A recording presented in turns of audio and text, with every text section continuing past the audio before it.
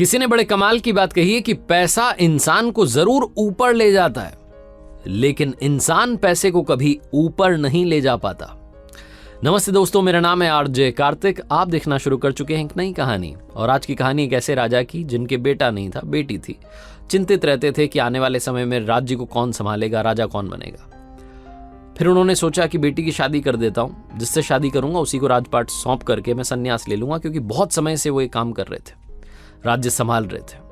उन्होंने मंत्री को बुलाया और घोषणा कर दी कि कल सुबह हमारे राज्य में जो भी व्यक्ति सबसे पहले प्रवेश करे, जो भी सबसे पहले आए, उसी को हम राजा घोषित कर देंगे। मंत्री ने कहा कि एक बार सोच लीजिए आप, मतलब बहुत बड़ी बात कह दी आपने। राजा ने कहा नहीं, अब तो फैसला हो गया, डिसीजन ले लिया गया है, जो डिसाइड हो गया वो हो गया। अगली सुबह जो सेवक थे, राजा के सैनिक थे, वो एक फटे हाल व्यक्ति को लेकर के आया। फटे पुराने कपड़े उसने पहने हुए थे, एक लड़का था। राजा ने जो घोषणा की थी उसके मुताबिक उस लड़के की अपनी बेटी से शादी कर दी और उसे राजा घोषित कर दिया, उसका राज तिलक कर दिया।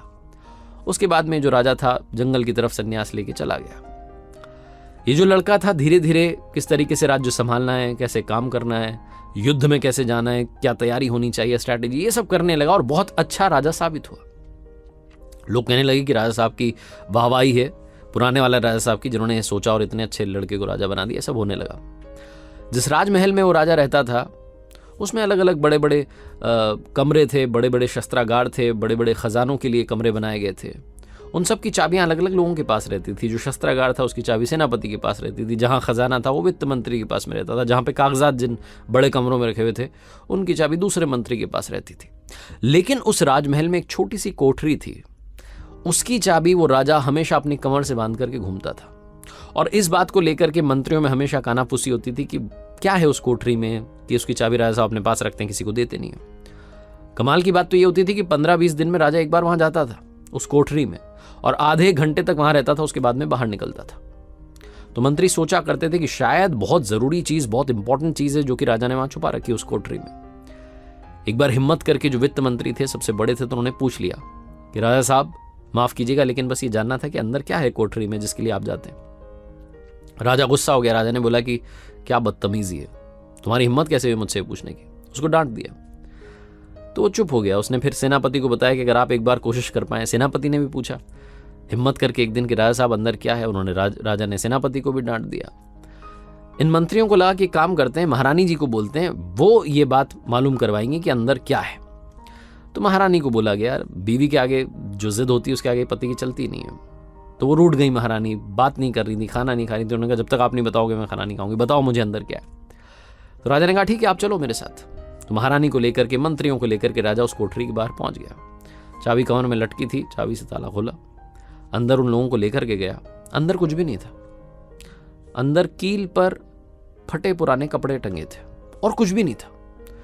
तो वो जो मंत्री थे, महारानी थी, वो पूछने लगी कि यहां तो कुछ भी नहीं, आप क्या करते हैं यहां करके आधे घंटे तक। राजा ने कहा कि मैं यहां अपनी शुरुआत को याद करने के लिए आता हूं। जब भी मुझे 10-12 दिन, 15 दिन, 20 दिन, जब भी मुझे राजा होने का घमंड हो जाता है कि वहीं सबसे बढ़िया हूं, उसी दिन मैं इस कमरे में, इस कोठरी में चला आता हूं और आधे घंटे तक बैठा रहता हूं, अपनी शुरुआत को याद करता हूं, इन कपड़ों को देखता हूं। ये मेरी शुरुआत थी।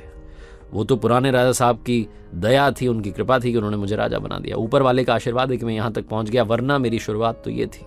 मैं ये था, यहां तक पहुंचा हूं, इस हाल से निकल के आया हूं, इस हाल को याद करने के लिए आता हूं, ताकि कभी भी घमंड इधर ना चढ़े। छोटी सी कहानी है, लेकिन बस ये याद दिलाती है कि जिंदगी में अगर कभी आपको लगे कि आपके अंदर ईगो आ गया है, आप अपने आप को बेस्ट मानने लगे, आपको लगता है कि मेरे जैसा तो कोई है ही नहीं, तो अपनी शुरुआत को याद करना उन दिनों को जो आप स्ट्रगल कर रहे थे।